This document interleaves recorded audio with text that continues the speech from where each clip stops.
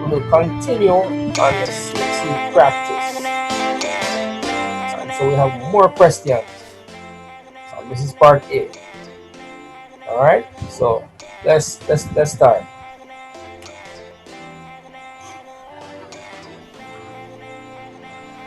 All right. So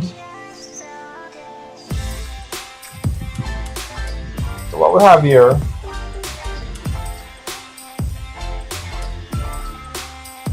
is the square root of 25 squared subtract 24 squared, and we're supposed to compute that without using a calculator.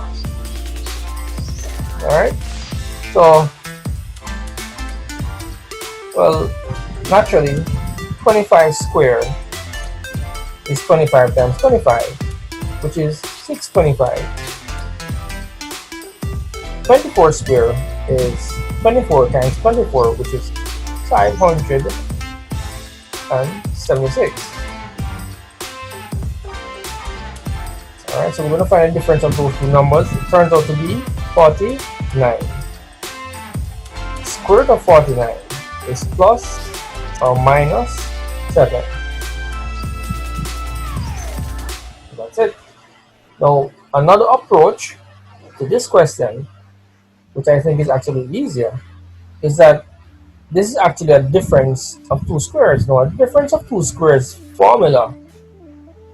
Let me write this down here. The difference of squares formula. So if you have a squared minus b squared, then that's going to be equal to a minus b times a plus b. Alright, so this is a little formula. So notice what's between these two brackets is a multiplication. Also, alright, so would you agree with us that 25 squared subtract 24 squared is a difference of two squares? So we can rewrite this expression here as 25 subtract 24 times 25 plus 24.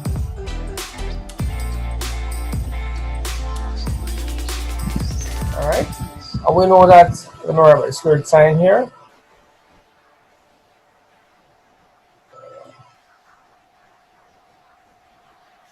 So 24 from 25 is just 1. 25 plus 24 is just 49. 1 times 49 is 49. Alright, and the square root of 49 is the same, plus or minus 7.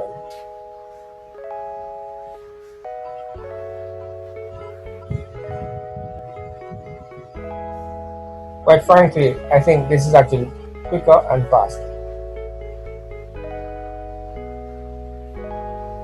Alright, let's move on to the next question.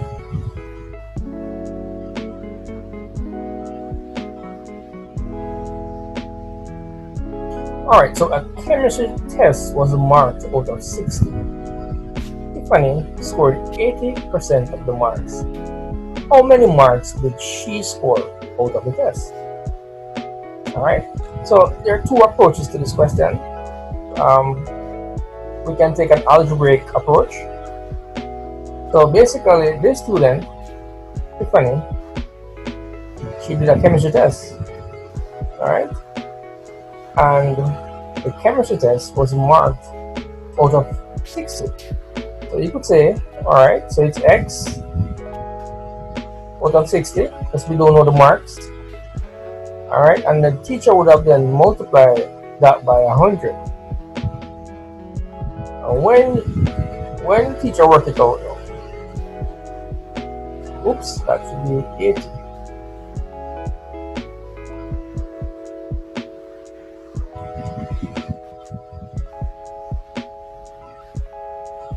Alright, so that's 80%. So our job here is to find x. Alright, so what we can do, we're going to put this over 1. This 0 will cancel out that 0.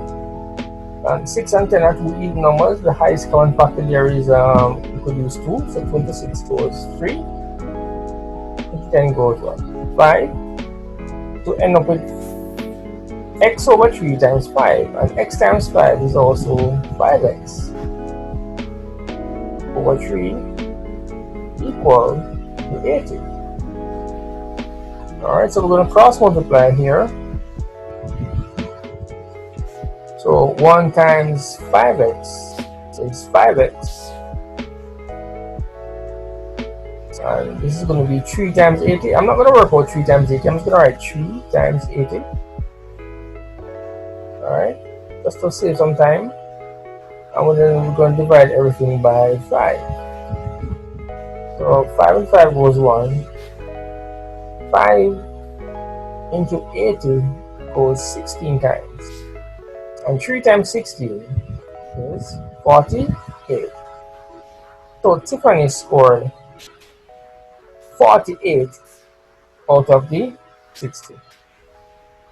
So that was one approach. Another approach you could take is just to find 80% of 60. Alright, now 80% of 60, 80% is 80 over 100 multiplied by 60. Alright, so those 2 zeros will go away, that 0 will go with that 0. 6 eighths, 48.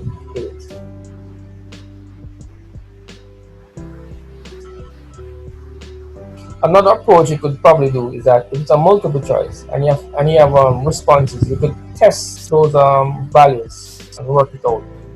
But it might be time consuming, because what if 48 is actually a D, you know?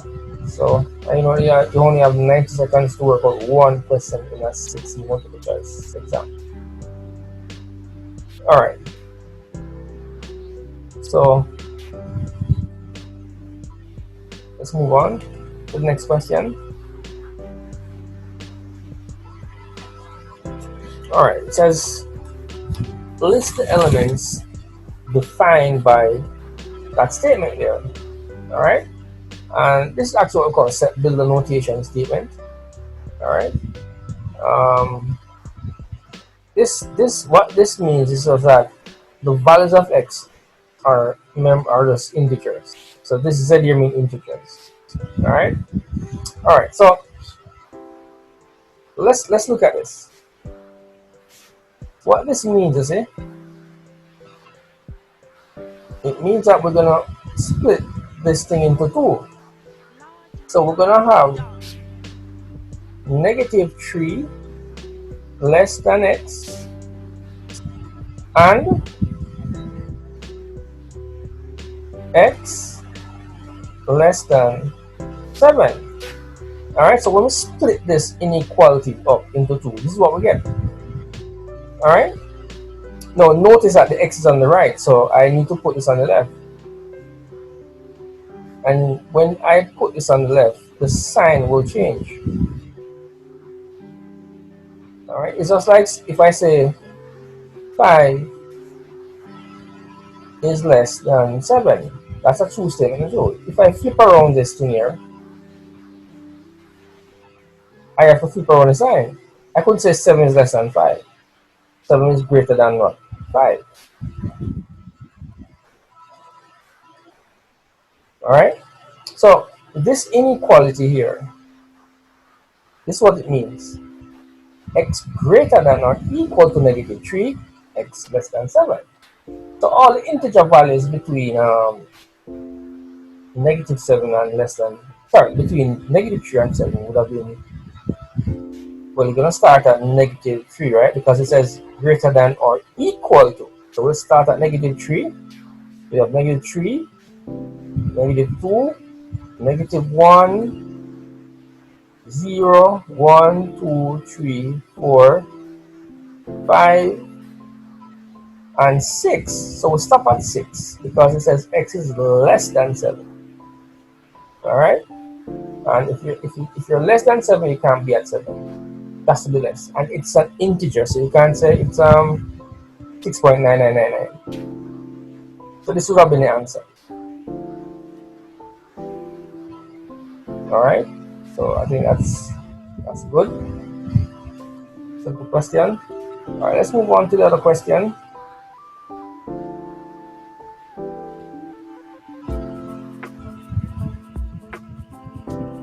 All right. So this question is saying that the set of integers greater than -5 but less than 5.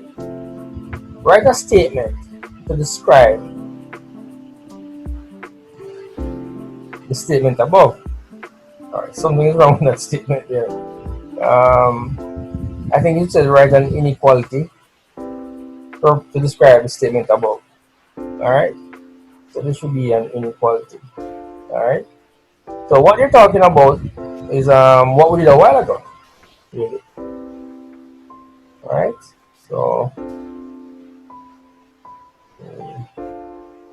let me just go back to the question we did a while ago. So this would have been the statement. All right, and we were asked to list the elements from the statement. But in this question now, it's like they want us to write the statement in set builder notation form. All right. Okay, so let's look at the keywords. So it says the set of integers that is greater than -5. So let us represent x to mean integers. So x is greater than -5, and x is also what? Less than 5. Alright? And if we're to put this together, so remember this x will have to be in the middle, not true? And if I put x in the middle, this sign will go on to change. Alright, so I will get something like this. I will get -5 less than x less than 5. Alright, and then we'll have x is a member. Oh boy, I don't have any space. So let me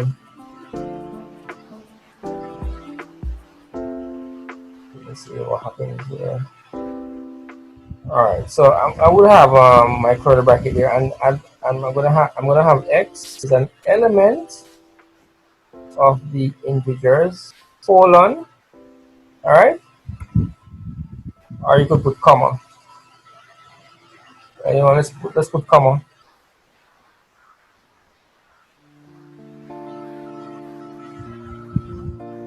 All right, so that's z. All right, so that's the answer. Start at -5, you end at 5, and you have less than x less than 5. All right, so the key point here is that when it says greater than, that greater than turns out to be, when you flip it around, it becomes less than. All right, so I hope you guys following that question here. Let's move on to the next question.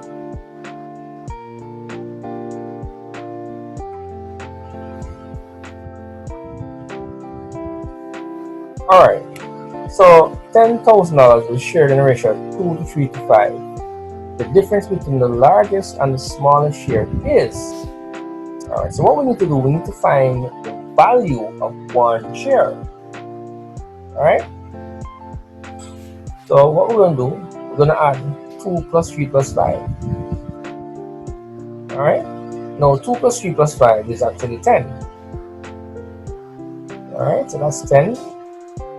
So the total number of units is 10. All right, so what we're going to do now, we're going to have to divide the 10 units into the 10,000, and 10 into 10,000 is actually 1,000. So one share is equal to $1,000.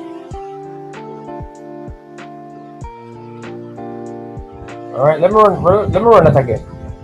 What we do, we add 2 plus 3 plus 5 to give us 10 units, or a total of 10 shares. All right, and the total amount of money that them have is 10 grand. So if you want to know the value of one share, we just say 10, the total number of shares, into the total amount of money that you have. And 10 into 10,000 is 1,000. So one share is worth $1,000. Alright? So it says the difference between the largest and the smallest. Now the largest is 5. So if one share is equal to 1,000 and we have 5 shares, that's going to be 1,000 times 5, which is what? 5,000. So the largest share is actually what? $5,000. So it says the difference between the smallest. The smallest is 2. Alright? So, and one share is 1,000. So therefore 2 shares is what? 2,000. So the difference between 2,000 and 5,000 is 3,000.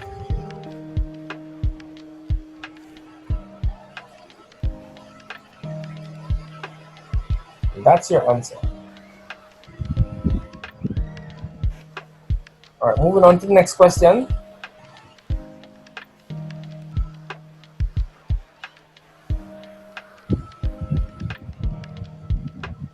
Alright, so this is where the question gets a bit interesting. And this is actually more reasoning than calculating. Alright, so the profit earned from a commercial bank. You know, banks make a lot of money these days.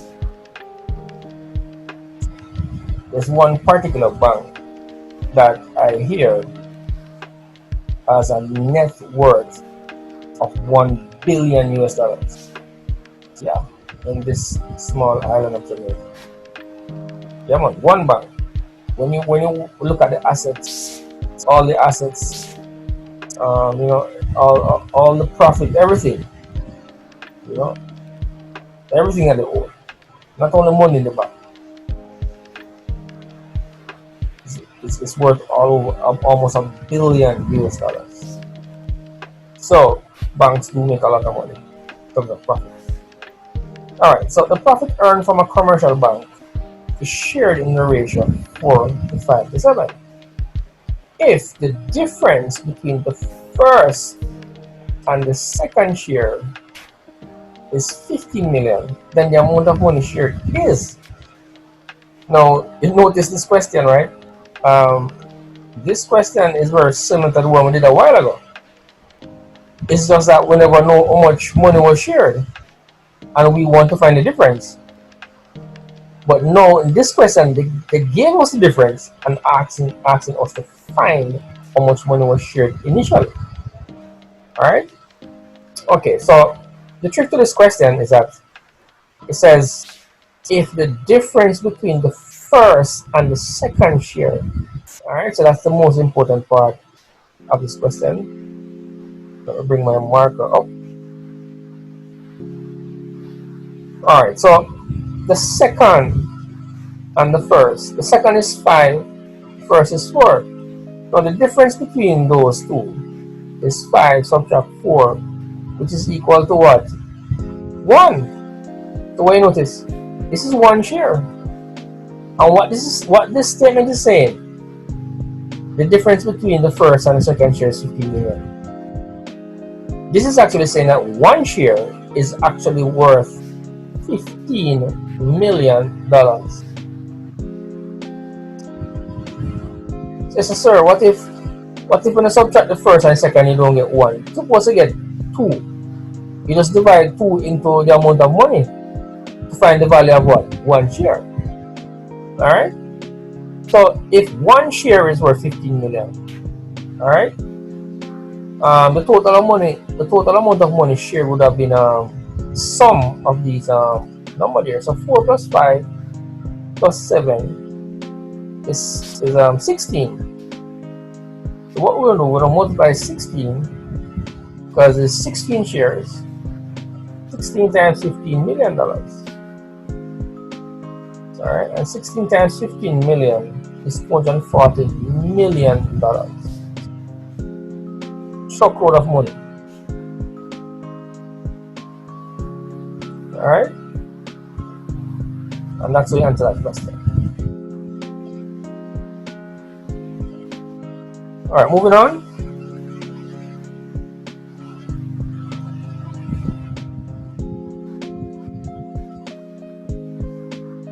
Alright, so here we come to this question here.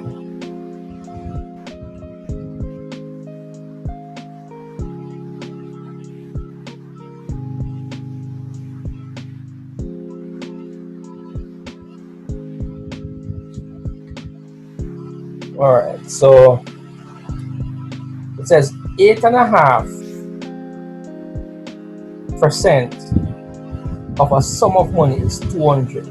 What is the sum of money? Alright, so what I don't want you to do is to read the question so fast that you're not picking up on what it's saying. Alright? So if you read the question too fast, you might end up finding 8.5% of 200, which is wrong. Alright? So this question is saying that 8.5% of a sum of money give you two bills. What is the sum? Alright?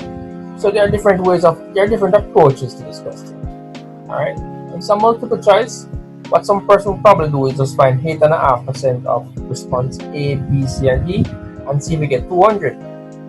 Alright? That's one way. Alright? But I don't really want you to do that, because what if that response is way down at D? Might take some time. Alright? But if you're not comfortable with that, what you can do, you can look at another approach. And another approach here is just by saying 200. Just divide 200 by 8.5%. 8.5. And times that by 100. And if you work on that, that will give you the answer. Alright? So, well, honestly, this is going to be very difficult to do without a calculator. Alright? But I should have the values for this question should have been changed, and unfortunately it wasn't. I forgot. But let's carry on. The 8.5 should have been you know what, let me just work the question that I initially had. I'm just gonna put in the numbers. I didn't have 8.5. It should have been 2.5. Alright? So this should have been 2.5. So we block out the 8. And then that money should have been $500, not 2 bills. So 2 bills can't buy nothing nowadays, don't you? Alright. So let me tell you, it's in multiple choice. They're not going to give you questions that would take you forever to work out computationally. They always give you some questions, some things out that cancel out and all kind of things. Alright? So what we're going to say 500 divided by 2.5 times 100. Alright? So what you're going to know is that you're going to change the 2.5 to an improper fraction. Alright? So, and 2.5 is actually what? 5/2.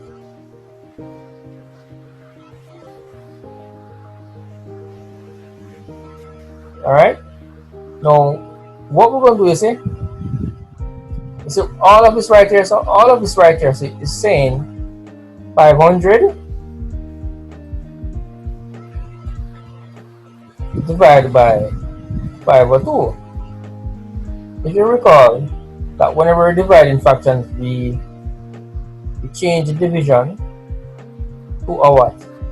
A multiplication, and we reciprocate the fraction to the right. and that will give us 500 times 2 over 5. All right, so all of this is actually 500 times 2 over 5. All right, so I'm not going to write this. What I'm going to write, I'm going to write 500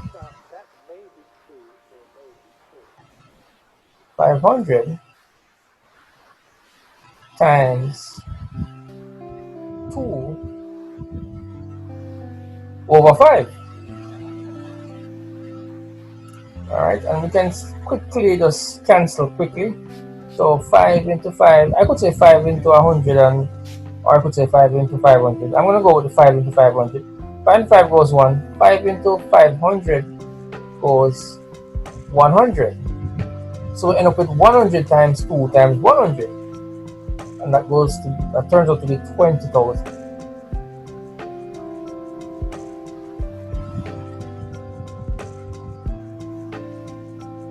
Alright, so that's the answer. So 2.5 of 20 grand, I'll give you 500.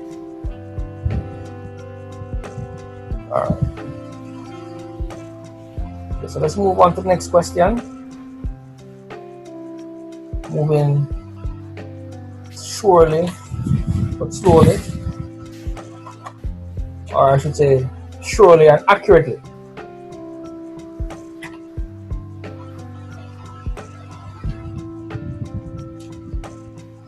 Alright, now here's another question that if you read it too fast, you might get some problems. Now it says if 40% of a number is 60, what is 2/5 of the number? Now if you read too fast, you might end up finding 40% of 60 and think that is the number. And then you're going to find 2/5 of that number. And I can bet that that answer is actually in the response. Alright, but it didn't say to find 40% of 60. It says 40% of a number is equal to 60. And when you get that number, you're going to say 2/5 of that number. Alright? And yet again, there are many approaches to this question. Well, I wouldn't say many, but there are different approaches to this question. You could actually use some algebra here, don't you? You could actually say 40% of x equal to 60 and you solve for x. Alright? But we're not going to go that route. What we're going to do is this. We're going to say 60 over 40. What I'm doing, I'm trying to work out the number. So we'll say 60 over 40 and then multiply that by 100. And that will give us the number.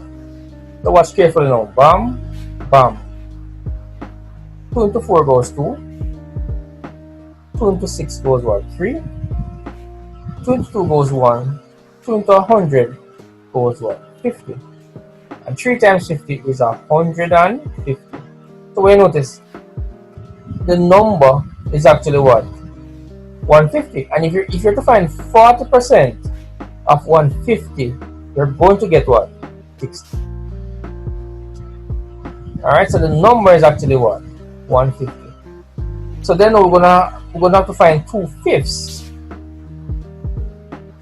of 150. And that will give us the answer. So 5 into 5 goes 1. 5 into 15 goes 3. Bring up the 0.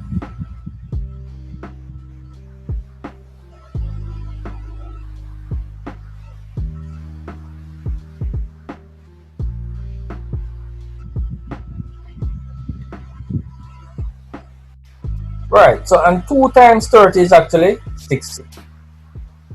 So the answer there is 60. Alright? And it has nothing to do with the 60. It's just coincidentally that it turns out to be 60.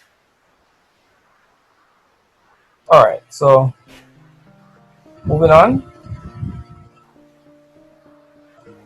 The next question.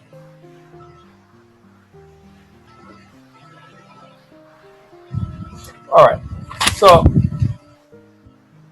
this is asking us to find the coefficient of x in expansion of that expression there. All right. So the first thing we're going to do is that we're going to expand this. All right. And yet again, you have different approaches to this question. All right. You have one approach of expansion is that you're going to say this 2x times x and 2x times 3, negative 5 times x, and negative 5 times negative 3. All right, that's one approach. I'm not going to use that approach. I'm going to use another approach. What I'm going to do, I'm going to multiply the 2x times everything in this bracket here. So we're going to have 2x times x minus 3. Then we have negative 5, so negative 5 times everything on the other side.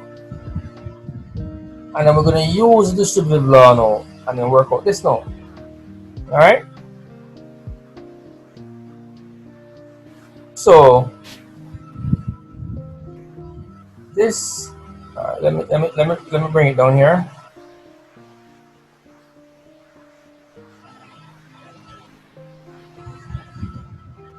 So 2x times x is 2x squared. 2x times negative 3 is negative 6x. Negative 5 times x is negative 5x. Negative 5 times negative 3 is positive 50. Alright, so the only two common terms we have here are those two. Alright, so we end up with 2x squared. Well, this means you owe and you owe Mr. Brown $11 or 11x. Alright, so let's go back to the question.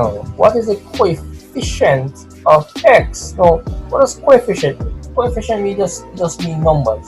In other words, which numbers beside the letter x or the variable x? Answer, negative 11. Suppose the question says, what is the coefficient of x squared in expansion? It would have been what? Positive 2. Alright, so next question. Alright, so we're going to multiply this these two matrices. And when we multiply matrices, we multiply row by column. Alright, now I must admit that while teaching, I've never done this type of multiplication. I always use 2 by 2 matrix. As you can see, the order of matrix A is that we have 2 rows and 3 columns. So the order of this matrix here is 2 rows, row 1, row 2, we have 2 rows and 3 columns. So these are the columns. And over here we have 3 rows and 2 columns. Alright, now matrix multiplication compatibility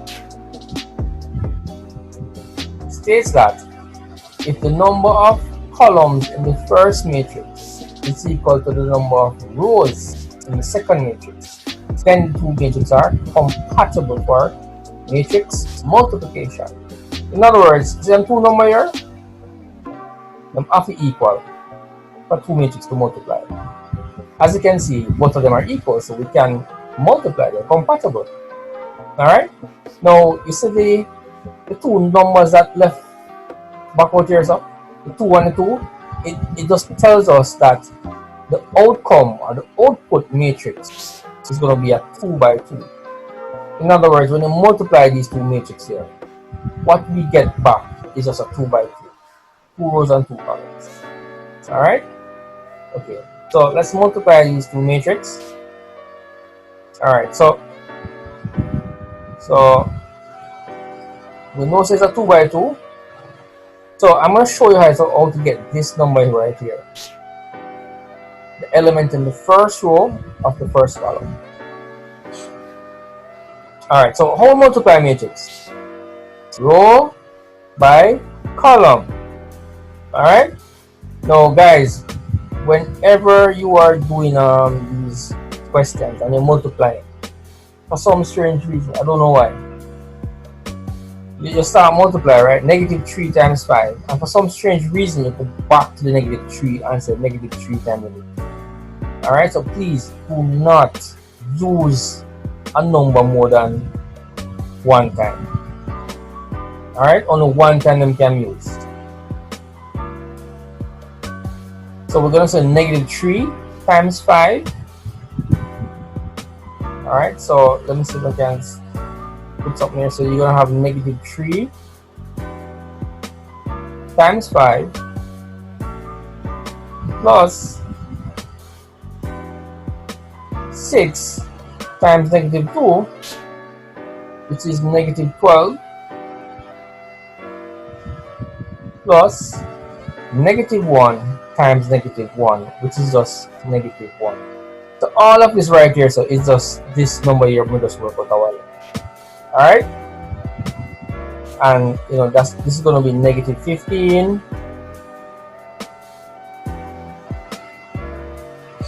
All right. Positive and negative, you are negative. That's going to be 12. Positive and negative, you are negative. So everything negative. So this is going to be your O and your O and your O. So it's going to be negative, let me see.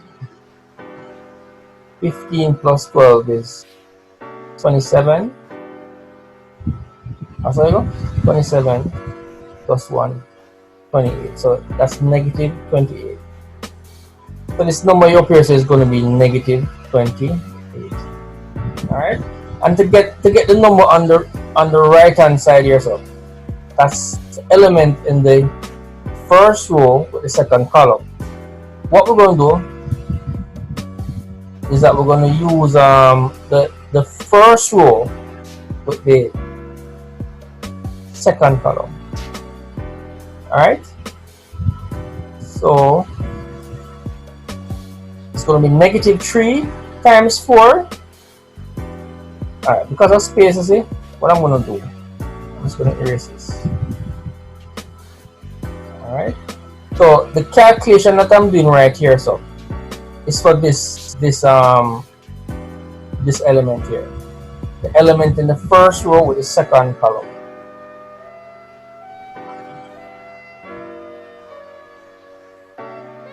All right. So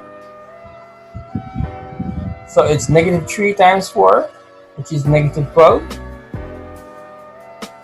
plus 6 times 0. 6 times 0 is a 0, plus negative 1 times 3. Negative 1 times negative 1 times 3 is negative 3. So what we have here is negative 12. That will go away. Positive and negative give us a negative, and we're about the 3. With O and with O, that's negative 15. So the number here is going to be negative 15. All right. So that's that.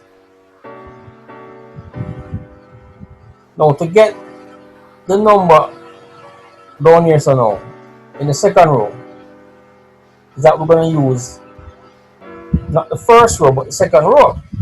So to get this number here, to get this number right here, so we're going to use the first row with the first column going down. All right. So it's going to be 3 times 5. 3 5s is 15, plus 1 times negative 2, which is negative 2, plus 5 times 1. 5 ones is just 5. A positive and a negative will give us a negative. 2, well, let me not say that. So we have 15 subtract 2 plus 5. Alright? Now it's tempting to say 2 from 15 to give you 13. 13 plus 5 gives you what? 18. Alright? But I'm sticking to the principle of BODMAS. BODMAS, we have to add 4 subtract. Alright? So what I'm going to do, I'm going to add the 15 and the 5. 15 plus 5 gives us what? 20. Alright? And 2 from 20 gives us 18. And that's our answer for this part. So this part I'm going to say is what? 18. Alright? So I want you guys to work out the last one. Alright? Work out the last one. The mystery. Alright? Alright, so moving on.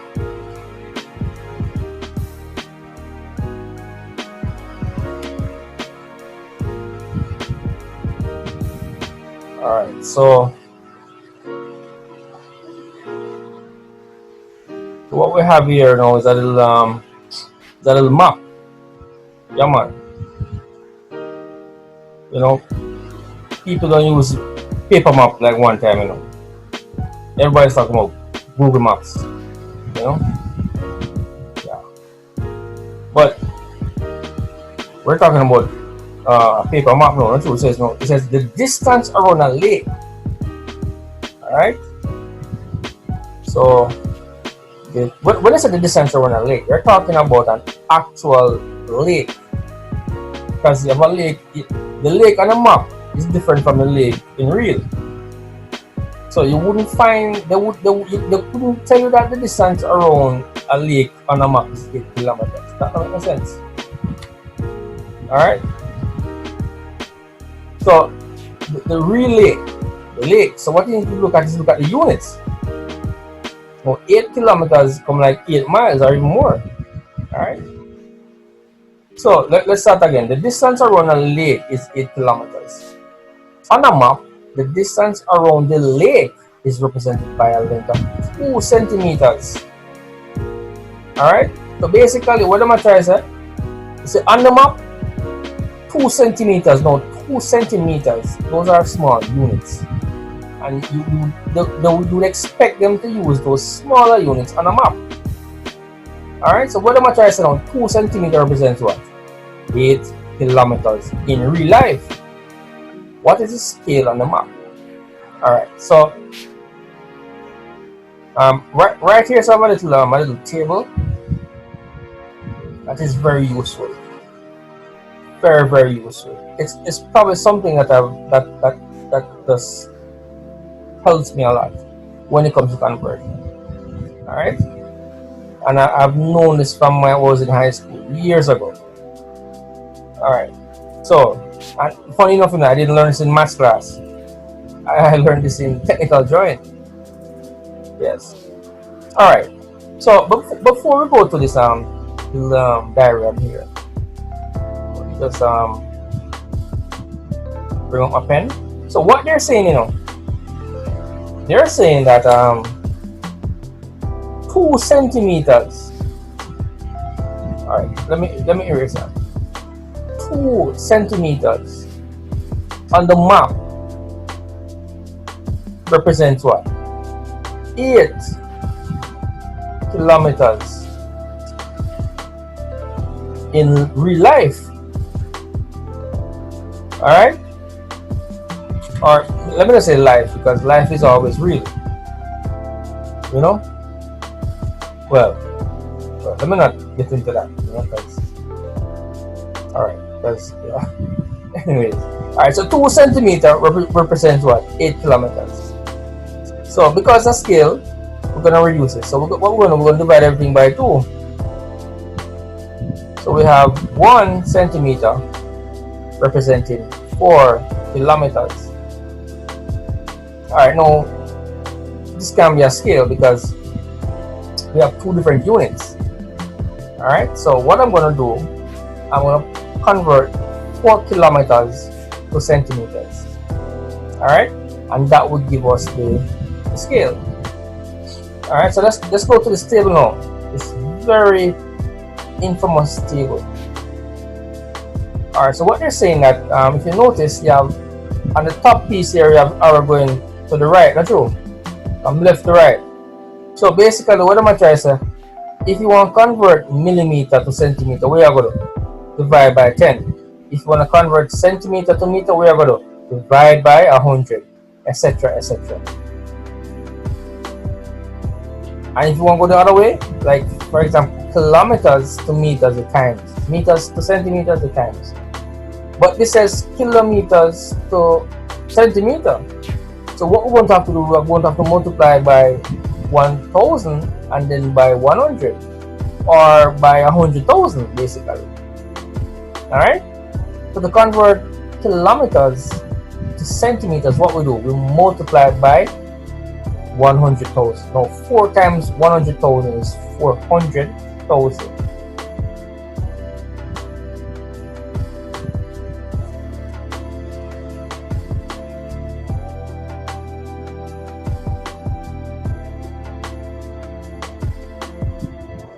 Sorry, one more zero, right?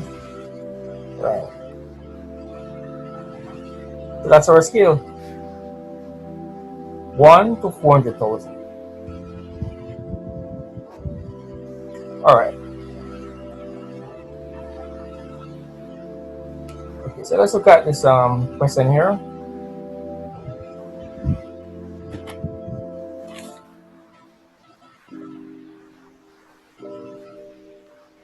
Okay, it says which of the following pairs of lines is perpendicular? Alright. So let me just give you a little review on what we're talking about. And this question is taken from the relations, functions, and graph aspect of the TXT curriculum.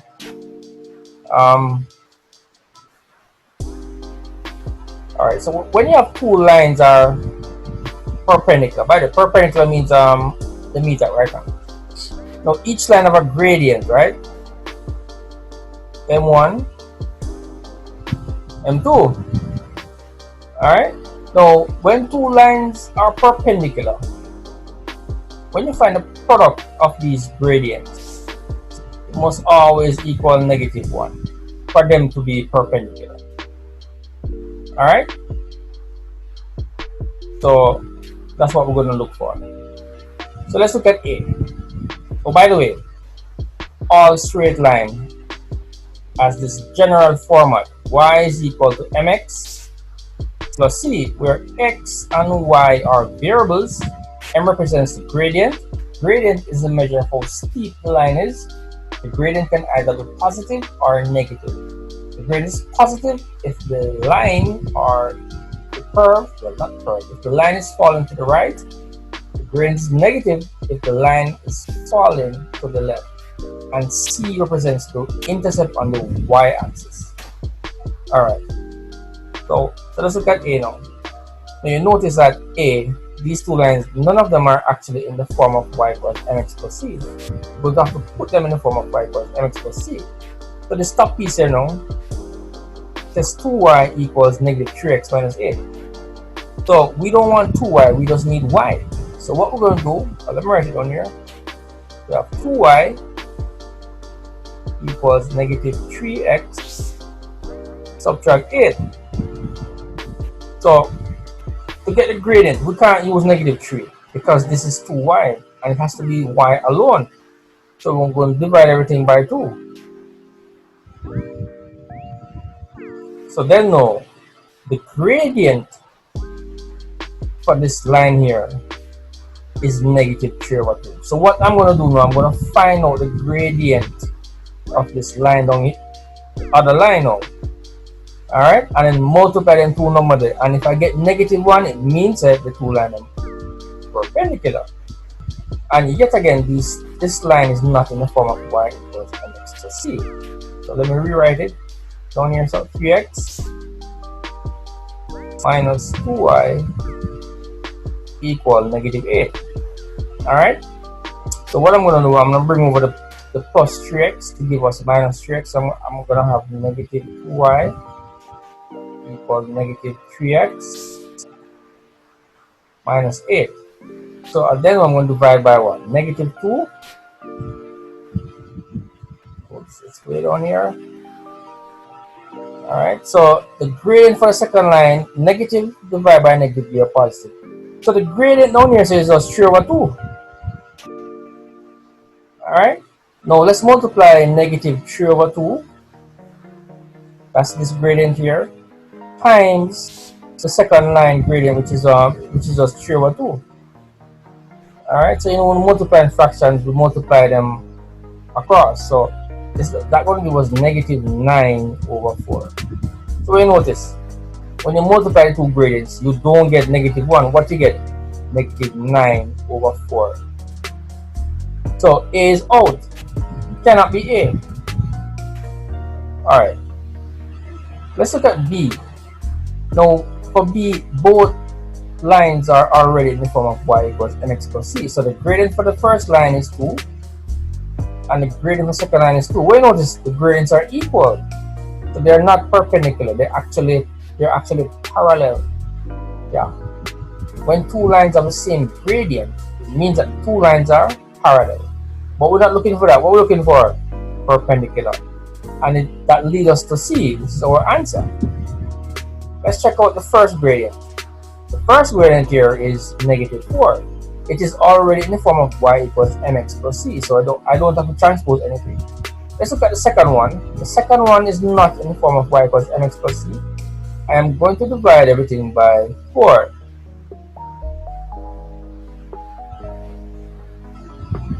Alright, so let's put a 1 there. Sometimes it's helpful. Put a 1 there. So you notice the gradient for the second line is actually what? Quarter. Let's multiply them now. And even though we don't work, we realize that this is actually what? It's negative 1. Because the 2 4's cancel, and we'll get negative 1. So the gradient, the product of the gradients of these two lines gives us negative 1. Hence, these two lines are perpendicular. They meet at 90 degrees. Alright guys, I think this is the end of the show. Thanks for watching. Alright, and all the best in the exams. Take it easy.